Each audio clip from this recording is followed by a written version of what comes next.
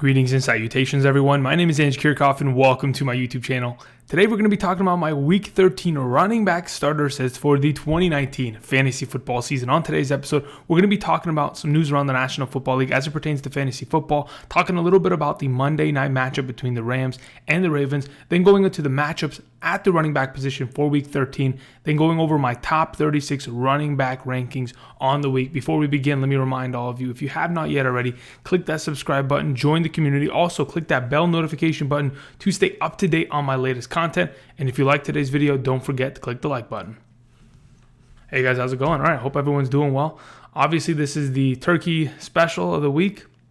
We have here Thursday's Thanksgiving. We have 3 games on Thanksgiving, so make sure that your lineups are set before Thursday's games, because those are 6 pivotal teams that are going to make a big difference for those of you trying to clinch the last spot in the playoffs. Again, there are no bye weeks this week, so we don't have to worry about that. That means that the top 36 running back, rankings are pretty stacked, and the wide receivers will be even more stacked to an extent. But as of right now, let's talk about some news around the National Football League. A couple pieces of information. As of right now, a couple injuries that have kind of been being taken care of. Julio Jones missed practice today. He's been dealing with a shoulder injury that was pretty apparent on Sunday's game against the Tampa Bay Buccaneers. As of right now, they have to play against the Saints on Thursday against a pretty tough matchup. I mean, Julio Jones has been struggling since, he hasn't scored since week 3, and it's been quite the struggle for him. So as of right now, with him, Matt Ryan just looking like garbage, it's not looking great, but we're getting there. Speaking of that matchup, Devontae Freeman started practicing today. He's resumed practice and could potentially play on Thursday. If in fact he does, then these rankings will be changed. But I don't know exactly if whether or not he's going to start, what condition he's in, and whether or not he's going to be practicing tomorrow. And we'll see where that goes, or how much he's practiced today. It could be a limited participation, just could be him doing drills or rehab. So not exactly sure, but we'll talk about that in the coming days.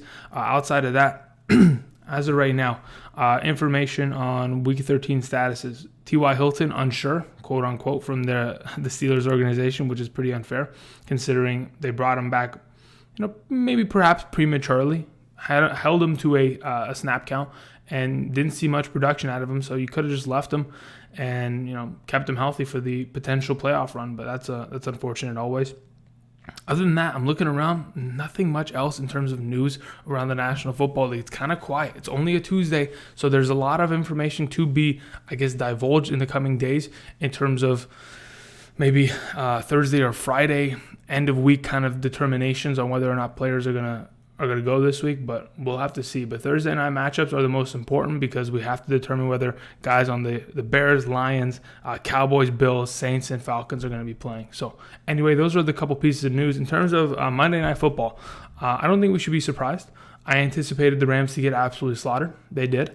Lamar Jackson is the MVP of this National Football League. He's playing out of his mind, and everyone around him is playing up to par. He's elevating his team, and it's absolutely beautiful to watch. In terms of the value on the other side of the ball, like Todd Gurley, Cooper Kupp, Robert Woods, Brandon Cooks, and the guy who has to feed them the ball, the quote-unquote bus driver that is driving a $100 million bus, $250 million bus, in fact, and he's driving it off of the rails. As of right now, I'm a little worried. I'm worried about what Goff has been doing. I've been worried for the last couple of weeks. His performances have been atrocious, and it is not looking any better. And it honestly kind of all stems back to a Sean McVay offense that really is not working. They've got to readjust. Otherwise, they got to pack it up. And if, in fact, they decide to pack it up with like a guy like Gurley, many of you should go out and probably pick up their handcuffs. Again, this is another week where handcuffs are extremely vital before the playoff push. So go ahead and take care of that. All right. Anyway, let's talk about Week 13 matchups at the running back position. Starting off with the defenses that give the most points to opposing running backs. All right. So as of right now, it's pretty insane, but the Kansas City Chiefs are giving up the most points, even though they were on a bye week. The Detroit Lions were pretty good against the Washington Redskins. They played well. Derrius Guice wasn't able to really produce much, and neither was Adrian Peterson, so it was all well. As of right now, in terms of the Kansas City Chiefs, they play against the Oakland Raiders. If, in fact, this Raiders team can have a bounce-back week and can produce with a guy like Josh Jacobs, then it is a fantastic matchup to be had, certainly. The Detroit Lions, they will play on a Thursday night against David Montgomery and the Chicago Bears. The thing is, David Montgomery has been terrible in the last month of the season has not looked good at all. They have not fed him the ball enough, and I don't trust David Montgomery. Therefore, I probably won't be playing him. We'll talk about him in the rankings in a little bit. Carolina Panthers. It's not even David Montgomery. It's more like the coaching staff doesn't trust in him enough. They don't give him enough touches, and then it just all leads to garbage. Regardless, moving on to Carolina Panthers, another one of these teams giving up a lot of points on the ground. We saw Kamara and Latavius Murray just this past week have a great performance. This coming week, who do the Panthers play again? I got to look at the schedule. Where are they at? The Panthers play against where the heck are? Why am I blind? The Redskins. That's why. I'm blind because of the light that's in front of me, but regardless, to play against the Redskins. Can a guy like Derrius Guice, who wasn't able to produce against the Lions, produce against the Panthers? You never know. There's always a possibility that he's not capable of doing so. Then we have the Green Bay Packers, the Green Bay Packers, they got destroyed through the air a little bit there, but defensively, the 49ers really did just intimidate. Now, the question is, can a guy like Saquon Barkley step up from having terrible performances in the last, couple weeks to produce something? We'll have to wait and see. The Miami Dolphins, they're going to get throttled by Miles Sanders in that running game from Philadelphia. The Cincinnati Bengals will be subject to a beatdown probably by the Jets. And then we have ourselves the Los Angeles Chargers coming off of a bye week, having to figure it out against the Denver Broncos running attack, which is, hasn't looked great, but is going to hopefully start turning on in the next couple of weeks. The Jacksonville Jaguars, who have struggled immensely in the last couple of weeks, really giving up a lot of points to opposing running backs. They get to take on the Ronald Jones and Tampa Bay Buccaneers running squad, which really isn't a running team, not a run-first option, but still have potential to make big plays there. And then we got Washington and Arizona. Gurley against Arizona, not terrible. And the Washington Redskins playing against Christian McCaffrey, that should be beautiful. Anyway, in terms of the tougher matchups, as we all know, Tampa Bay Buccaneers, the 49ers, the Patriots, they are always stout against the run, and so are the Saints and Vikings. These are teams that are always going to force running backs to struggle to an extent.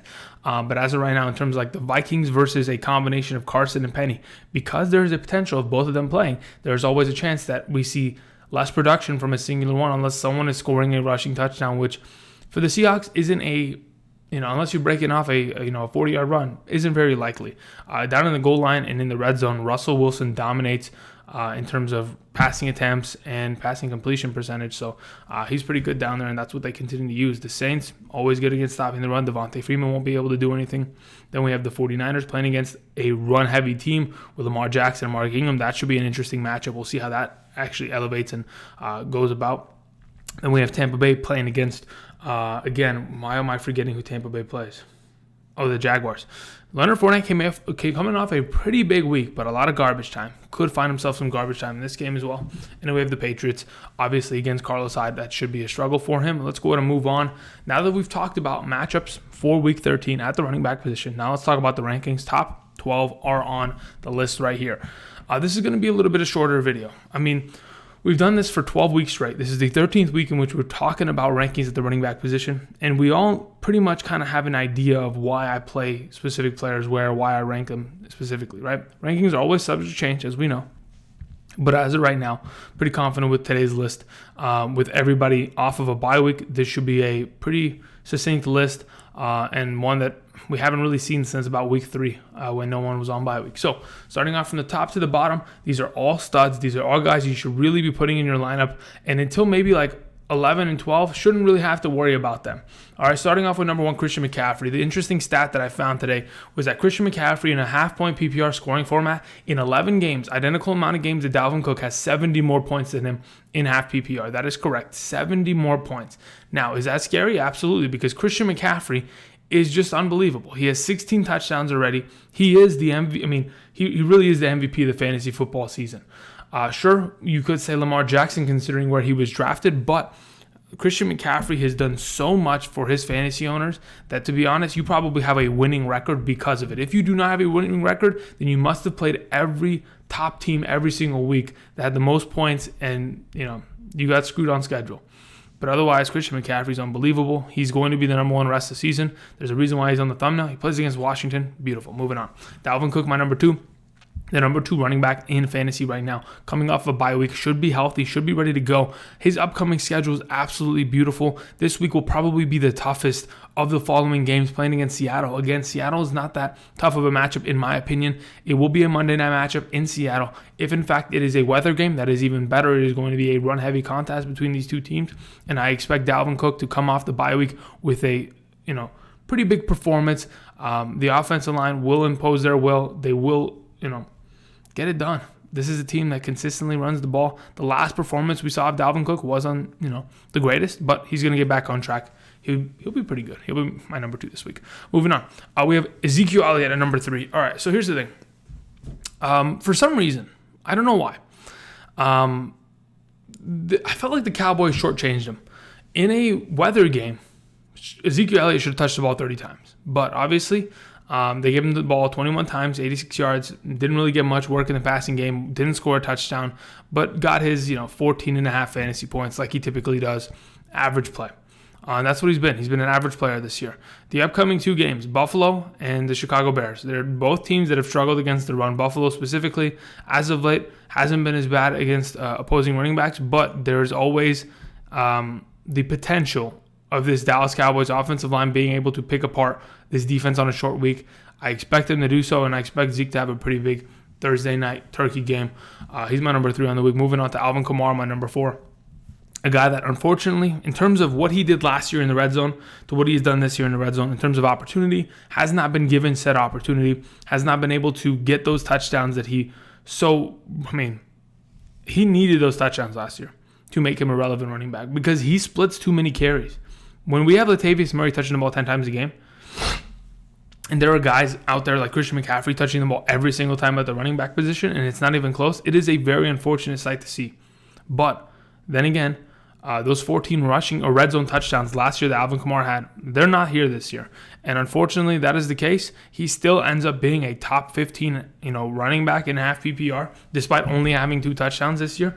But I think as the weeks progress, he's going to continue to get better. He's always played well against the Atlanta Falcons. He's perfect in the passing game and should be a good play this week on a short week. I like Alvin Kamara. He's probably going to catch the ball like 10 times as he usually does.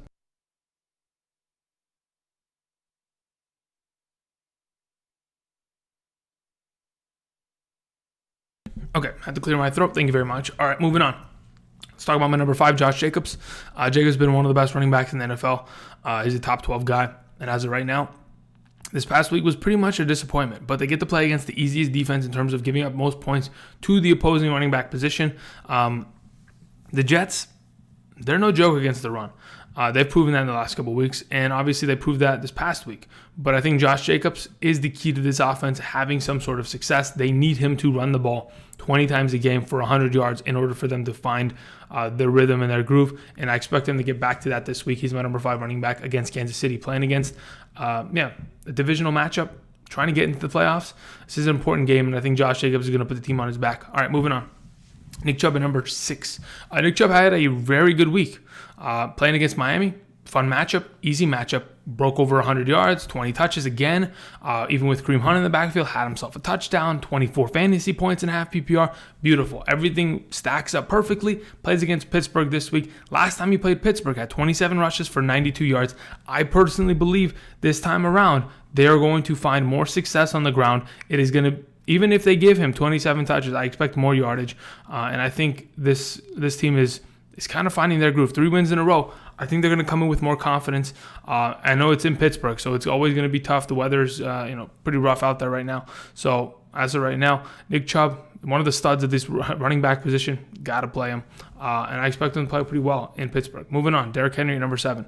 Derrick Henry had another monster game. Not a surprise. Again, the Jacksonville Jaguars cannot stop the run. And Derrick Henry is a monster, especially when he's given the ball 17 plus times. That's all we needed. We needed him to touch the ball that much, and that's what he did. He scored his 2 touchdowns. I think he broke the record for fastest person to score 2 touchdowns in a game. He scored it in like a 20 to 30 second time period. I think he broke LT's record from like 2005, some crazy number, because he scored. They got the ball back because the guy fumbled on a kickoff, and then he scored again on one play.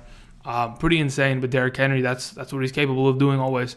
Upcoming matchups look juicy. He should be another good play this week at number 7. All right, moving on to number 8, Leonard Fournette. Speaking of having a monster game, Leonard Fournette had his biggest game of his season this last week in terms of fantasy points. And I'm not really impressed about, the rushing touchdowns and rushing yards. I don't care about that. 24 rushes for 97 yards and 2 touchdowns. Many people may be looking and thinking, holy moly, that is fantastic. I love that. I want to continue to see that. But that's not what I like to see. I personally like to see Leonard Fournette's usage in the passing game. And that's exactly what we saw. Leonard Fournette has caught so many passes out of the backfield. Just this past week, 9 receptions, 62 yards. That is unbelievable. On 12 targets. He had the most targets on the Jacksonville Jaguars this week. And that in itself is something that we cannot take for granted. This is so valuable for a running back like this, who is a 3-down back and is honestly, at this point, pretty underwhelming in the red zone and doesn't get his touchdown. Sure, he got 2 rushing touchdowns this week, but prior to that, the dude had 1 touchdown on the ground, which is extremely unfortunate. But we are getting to an area where they are hopefully continuing to feed this man. As of right now, in terms of Leonard Fournette next to an Ezekiel Elliott. If you guys remember, Ezekiel Elliott last year caught a lot of passes. In fact, he caught 70 passes for this Dallas Cowboys offense. As of right now, in terms of comparing both of these guys, Leonard Fournette has 56 catches on 70 targets, while Ezekiel Elliott has 32 on 40. That is terrible. Zeke is not getting utilized in the passing game. At least we have a 3-down back in a guy like Leonard Fournette. And there's a reason why, even though Zeke has 5 more touchdowns than Leonard Fournette has so many more receptions. It is so valuable. I'm telling you, it's beautiful. Even though it is a Tampa Bay matchup, his usage in the passing game excites me, and hopefully he can continue to play strong. He's my number 8. Moving on to number 9, Melvin Gordon, playing against the Broncos. Interesting stat. Dalvin Cook was held to like 26 yards rushing against the Denver Broncos in Vikings in Minnesota. And unfortunately, I thought to myself, well, there's no way that Devin Singletary could probably run on this defense. Well, Devin Singletary had his first 100-yard game of his career against the Broncos this past week, and I think Melvin Gordon might mess around and find himself a 100-yard performance here or there. This is an offense that likes to use their running backs more than just about anybody. They're going to get them as incorporated as possible, whether it's in the passing game or on the ground. So hopefully Melvin Gordon this week should be a big performer. He's my number 9 running back on the week against the Broncos. If we can get Melvin Gordon to that 20-touch, threshold on the ground, we're going to probably see some pretty big performance from him. And it's late in, the November area, early December. We're getting to those cold games where, the winds might get crazy, and you're going to have to run the ball to win games. And Phillip Rivers is not getting it done there, so hopefully they give the ball to Melvin Gordon. Moving on to number 10, Le'Veon Bell, playing against Cincinnati. Cincinnati is a joke. Anybody can run against them. Anybody can pass against them. They, as a team, have not gotten it done all season long, and I don't honestly believe they're going to get it done in the coming future. They've struggled. They've had to change quarterbacks once again back to Andy Dalton because of how bad they've tanked.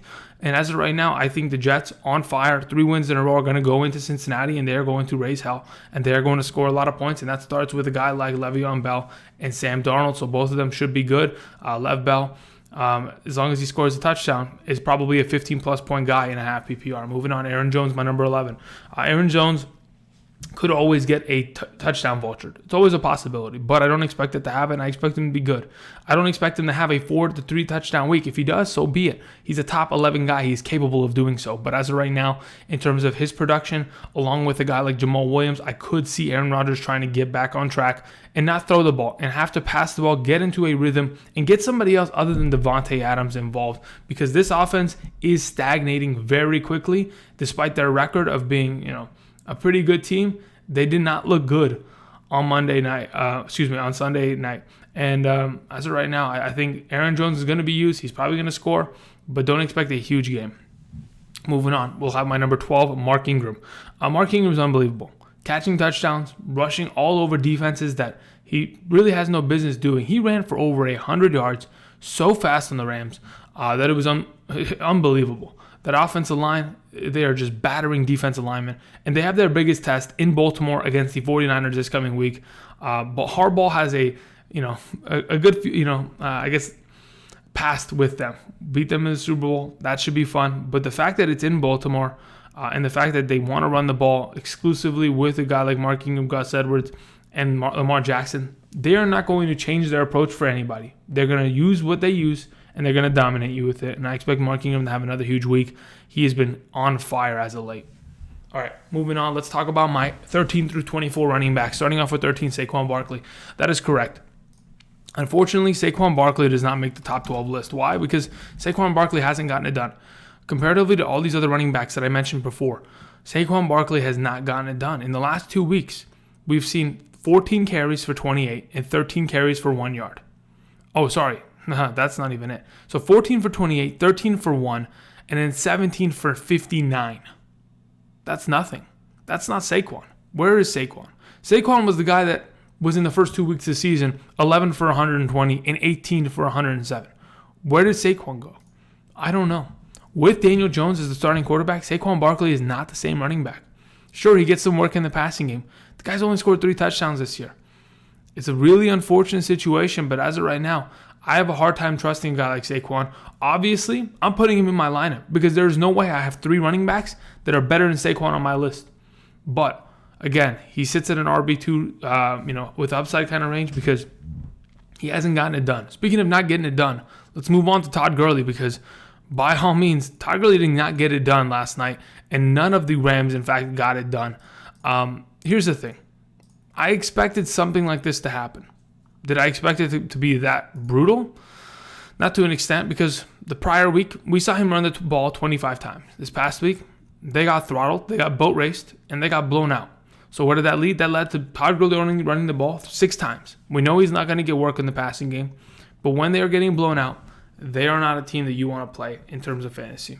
And unfortunately, that's the case. But this week, you get Arizona, should be easier, and I hope that Todd Gurley can get back on track for at least one more week before the fantasy playoffs, because once those fantasy playoffs start, there's always a chance that he could disappear because those are some tough matchups. All right, moving on, Chris Carson, number 15. Here's the thing about Chris Carson. He plays against Minnesota. He will probably split some snaps. He's been good, and hopefully he wins his job back because in weeks 14, 15, and 16, he is ever so vital. So as of right now, as it currently stands, he's a number 15 back. He's a stud running back, but I'm still concerned about the amount of usage he's going to get and the amount of opportunity because, I always preach it. Opportunity always leads to success in these kind of situations. So hopefully he gets that opportunity. Otherwise, we're going to see him as an RB2 rest of the season. Moving on to number 16, Ronald Jones playing against Jacksonville. Like I mentioned before, Jacksonville cannot stop the run. And truth be told, haven't been able to stop the run in quite some time. In the last couple of weeks, let's go ahead and find this statistic. Here it is. In the last couple of weeks, they've given up 160 rushing yards to Carlos Hyde, 100 rushing yards to Marlon Mack, 100 rushing yards to Jonathan Williams, and 159 rushing yards to Derrick Henry. That is not by accident. It is by formula because this defense cannot stop the run. Teams in their game plan will go and they will set up as much possible a game plan to run the ball down their throat. And it has succeeded. And it is going to continue to happen until they can stop it. And I don't think they're going to stop it.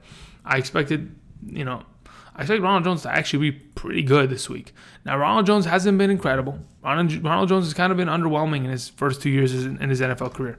But that being said, he is the starting running back of this team. 12 touches for 51 and a touchdown last week. That's a little bit better. That is getting kind of on track. But again, his most important quality needs to be in the passing game. He needs to catch the ball often. The fact that he doesn't is worrisome to an extent. But hopefully in the coming weeks, like he did this past week, 3 catches, 16 yards, not terrible. On 3 targets, hopefully he gets more targets. Hopefully they can phase out Derek Gumbawale as they have in the last couple weeks.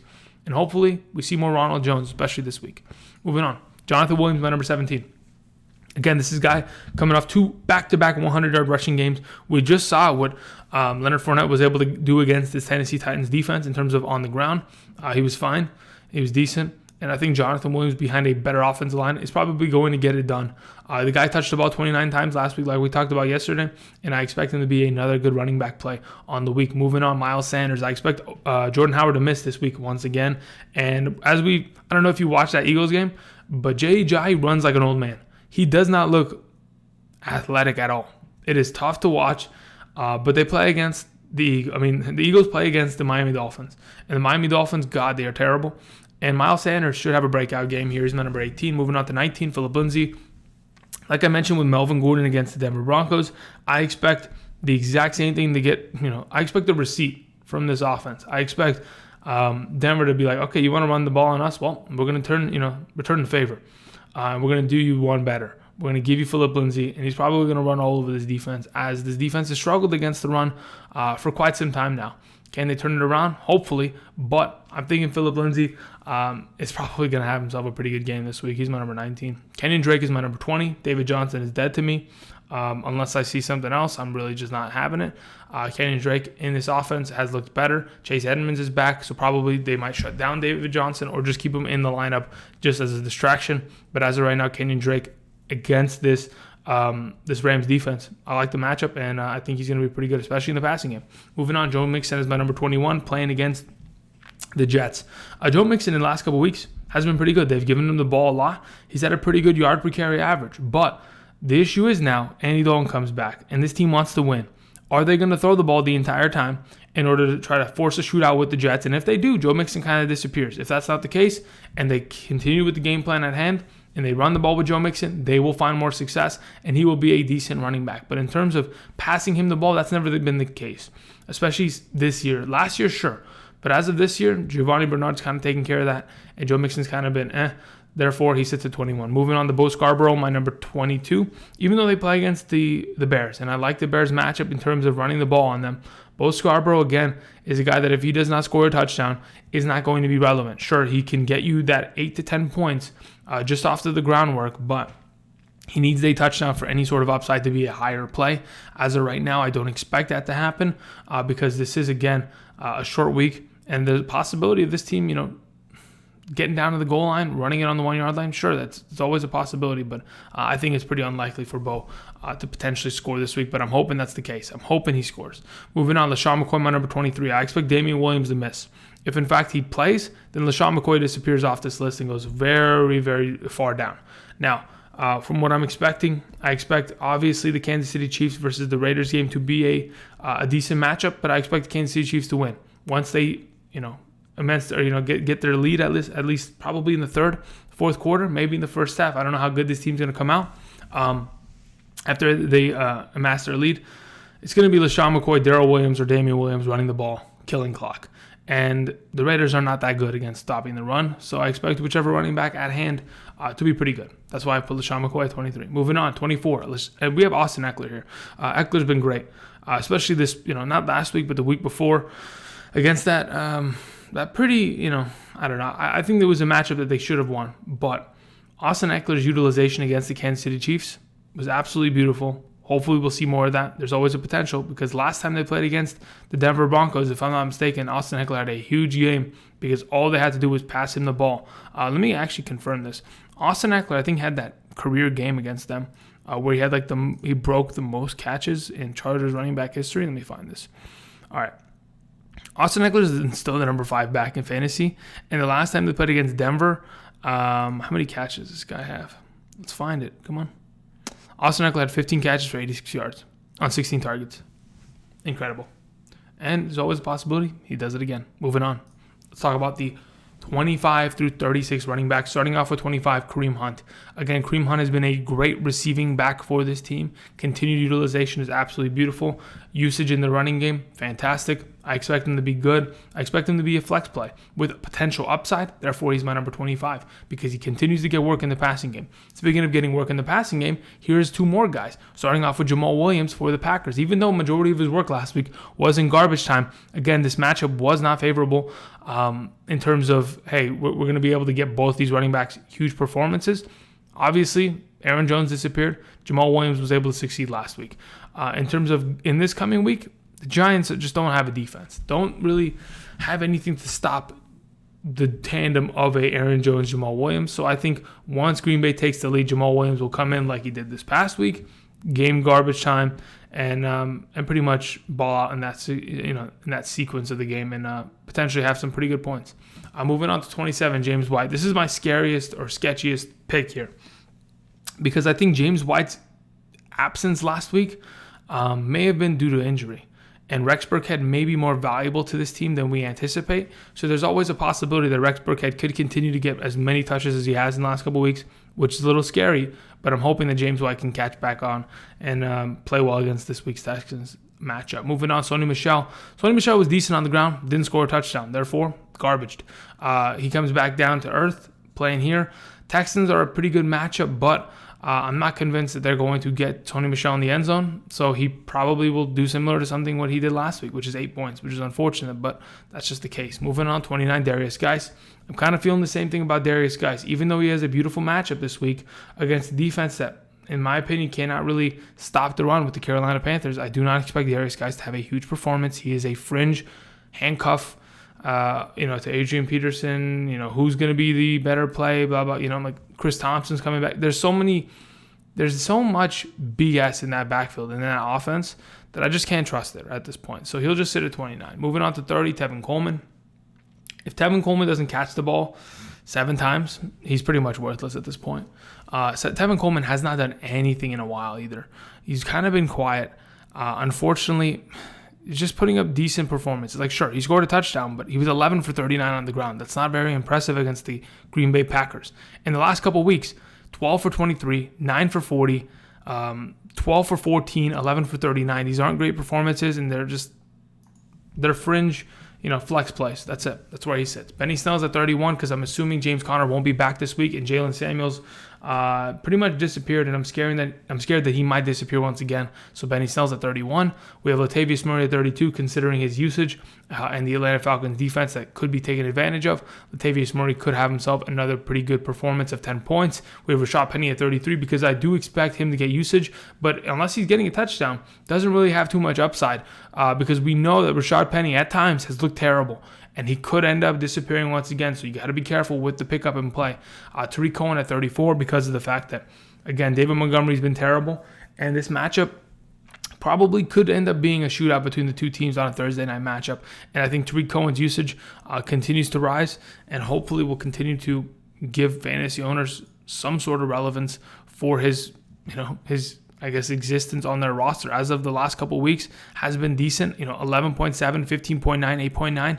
He's looking better and better. Obviously, this past week wasn't great, but at least this week's matchup's not terrible against a defense that really just can't cover backs. Moving on, Carlos Hyde at 35 gets to play against the New England Patriots at home. That's not going to be fun, but could always find himself a touchdown to be relevant. And then 36 is David Montgomery because, again, David Montgomery has not been given an ample amount of opportunity, but hasn't also produced on whatever he's been given. So it's kind of been sketchy. And that's why I leave him at 36, because there's always a possibility that if something happens later this week, I move, Devontae Freeman on this list, and there goes David Montgomery. Anyway, thank you everybody for watching. These were the top 36 running back rankings for Week 13 as of right now. Again, rankings are subject to change. There could be injuries and maybe players getting sent to IR. We'll see in the coming days, or players coming back from IR to potentially come take their job. But we'll see what happens. Anyway, thank you everybody for watching. If you haven't yet already, click that like button. And until next time, which will be later today, talking about tight ends, I'll see you guys. Peace.